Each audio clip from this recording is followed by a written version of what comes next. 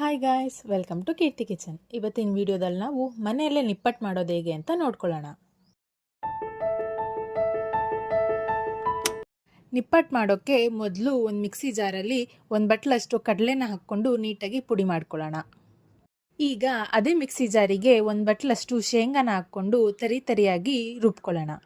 ನಿಪ್ಪಟ್ಟು ಮಾಡೋಕೆ ಈಗ ಹಿಟ್ಟನ್ನು ಕಲಿಸ್ಕೊಳ್ಳೋಣ. ಅದಕ್ಕೆ 3 ಕಪ್ಪಷ್ಟು ಮೈದಾ ಹಿಟ್ಟು, 1 ಕಪ್ಪಷ್ಟು ಅಕ್ಕಿ ಹಿಟ್ಟು, 1 ಕಪ್ಪಷ್ಟು ಹುರ್ಗಡ್ಲೆ ಪುಡಿ, 1 ಕಪ್ಪಷ್ಟು ಶೇಂಗಾ ಪುಡಿ, 1 ಟೇಬಲ್ ಸ್ಪೂನ್ ಉಪ್ಪು, ಸ್ವಲ್ಪ ಅಜ್ವಾಯಿನ್, 1 ಪಿಂಚಷ್ಟು ಸೋಡಾ, ಸ್ವಲ್ಪ ಕಾದಿರೋ ಎಣ್ಣೆ, ಒಂದು ಸ್ವಲ್ಪ ಹಸಿಮೆಣಸಿನ್ಕಾಯಿ, 1 ಕಪ್ಪಷ್ಟು ಈರುಳ್ಳಿ, ಅರ್ಧ ಕಪ್ಪಷ್ಟು ಕೊತ್ತಂಬರಿ ಸೊಪ್ಪು ಮತ್ತು ನೀರನ್ನ ಹಾಕ್ಕೊಂಡು ನೀಟಾಗಿ ಕಲಿಸ್ಕೊಳ್ಳೋಣ. ಈಗ ಕಲಸಿಟ್ಟಿರೋ ಅಂಥ ಹಿಟ್ಟನ್ನು ಸಣ್ಣ ಸಣ್ಣ ಉಂಡೆ ಮಾಡಿಕೊಂಡು ಹಪ್ಪಳದ ಪ್ರೆಸ್ಸರಲ್ಲಿ ಹಾಕ್ಕೊಂಡು ನೀಟಾಗಿ ಪ್ರೆಸ್ ಮಾಡ್ಕೊಳ್ಳೋಣ.